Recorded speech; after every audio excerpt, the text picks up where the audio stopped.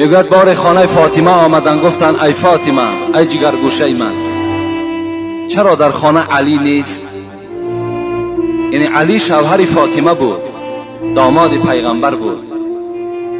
حضرت فاطمه شفاعت کننده کل زنهای امت اسلام گفتند ای پدر بزرگوار، گفتند کان بینی و بینه شیء فغاضبنی و ذهب لا ادری این ذهب. پدر بزرگوار گفتند الحال، گفتند بین ما شاید 1 ساعت پیش یک جنجال شد، ما با علی جنجال کردیم، نه مثل جنجال های امروزه. بعض جوان مسلمان، خدا پدر و مادرش رحمت کنند، میگوید که زن من میگوید در دهن تو من فلان کنم. خدا ترا بدبخت میسازد، خدا ترا روسیا میسازد، تو نام مادری را رسوا کردگی هستی. این گناه غضب در بین علی و فاطمه نبود. میگوید گفتن پدر بزرگوار کمی بین ما یک نافهمی شد، حضرت علی ملال شدند و از خانه برآمدند، نمیدانم کجا رفتند. رسول اکرم میگوید غضبناک شدند، گفتند یا فلان انظر این علی. میگوید سر از خانه بیرون کردند، یک امت شفیرات کردند، گفتند ای مرد کنی تفتیش کن علی کجا رفته باشد. میگوید این مرد دوان آمدند، گفتند یا رسول الله هو فی المسجد.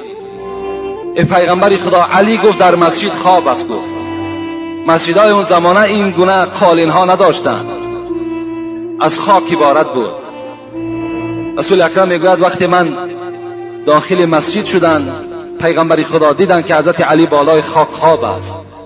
آمدند میگوید و پشت و چهره علی را میگه از خاک تازه کردند، زیرا رسول اکرم گفته است من احب علی فقط احبنی و من ابغض علی فقط ابغضنی. کسی علی را دوست می‌دارد به تحقیق مرا دوست می‌دارد، کسی علی را بد می‌بیند به تحقیق مرا بد می‌بیند. علی را دوست می‌داشتند. میگوید یگانه آدمی بود که در حالت غضب پیغمبر با پیغمبر صحبت می‌کرد، این علی بود. بسیار علی را دوست می‌داشتند. آمدن میگه چهره و پشت و روی او را تازه کردند و گفتند قم یا ابو تراب. این کنیت، این لقب بود که پیغمبر بر علی گذاشت که این کنیت، این لقب با علی بسیار خوش آمد. چی گفت؟ خیز، گفت ای مردی که در خاک گفت آغشته هستی، خیز ای پدری خاک.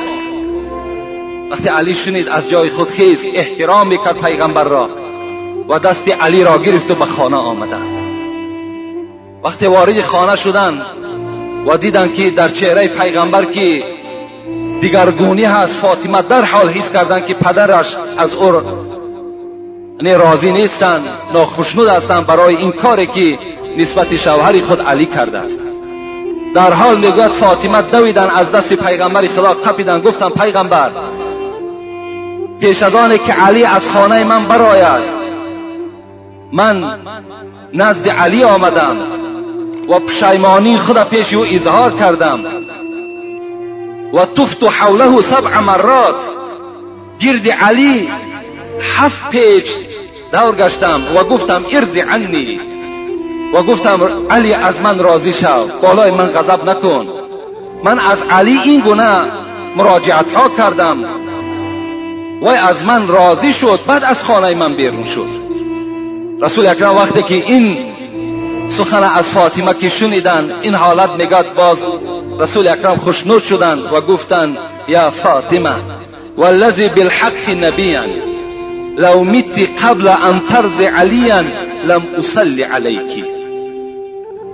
رضاء الزوج هو رضاء الله و سخط الزوج هو سخط الله. ای فاطمه گفتند ای جگرگوشه من، ای دختری من، گفتند قسم بر آن خدایی که پدری تو را با پیغمبری فرستاد، اگر تو پیش از راضیگی علی از دنیا میگذشتی لم اصلی علیکی، من نماز جنازه تو را نمیخواندم. یقین بدان گفت ای فاطمه که رضاگی شوهر رضاگی خداست و غضب شوهر این غضب خداست. این بود تعلیمات پیغمبر خدا نسبت دختری خود و نسبت تمام دخترهای امت خود. این معامله پیغمبر خدا هست. از همه خواهرای عزیز، مادرای عزیز، خواهش و التماس من همین است که با قدر شوهرها برسید. با شوهرها گپگردانی نکنین، شوهرها را به احترامی نکنین. چگونه ای که جمعه پیشین برای شما قید کردم، اگرچه این شوهرها در نزد شما قدر ندارند، قیمت ندارند، لکن حورهای جنتی چی گفتن؟ قاتلک الله فانه هو عندک الدخیل. شما را ای زنها خدا قتل کند، اینها در نزد شما موقت هستند، زود است که نزد ما می آیند. یعنی زود است که این جوانهایی که می بینیم چی پولدار هستند، چی بی پول هستند، چی حسن خوب دارند، چی حسن ناخوب دارند، اینها در نزد حورهای جنتی با قدر هستند. اینها در نزد خدای خود با قدر هستند. حضرت اصعمی میگوید در جنگل یک زنی را دیدم که به نهایت زیبا بود و یک زمان پس میگه شوهرش آمد، نگاه کردم به نهایت زیشت رو بود. گفتم ای زنی زیبا همین شوهری تو هست؟ گفت بله. گفت با همین زنی که چهره سیاه دارد، چهره بد دارد، ترش دارد، چی یک شکلی ناخوبه دارد، با این تو راضی هستی زندگی کنی؟ گفته حضرت اصعمی گفت این لفظ را دیگر تکرار نکن. این زنی زیبا گفت این لفظ را تکرار نکن. شاید که گفت این مرد در نزد خدا چنان کاری ثواب کرده باشد که این زنی زیبا را ثواب این مرد گردانیده باشد، و شاید که من در نزد خدا چنان یک معامله ناخوب کرده باشم که این مرد را عقوبت من گردانیده باشد. بین چی معامله، چی یک سخنی زیبای از جانب زنها صدا میداد. از این خاطر همه شما باید که البته در رفتار زنهای خود دائم نظارت کنین و باید که زنهای شما را احترام کنن. و چگونه ای که مراجعت کردم باز مراجعت میکنم که خواهرای عزیز با قدر شوهرها رسید.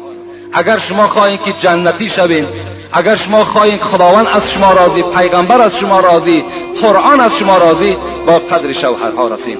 و آخر دعوانا ان الحمد لله رب العالمین.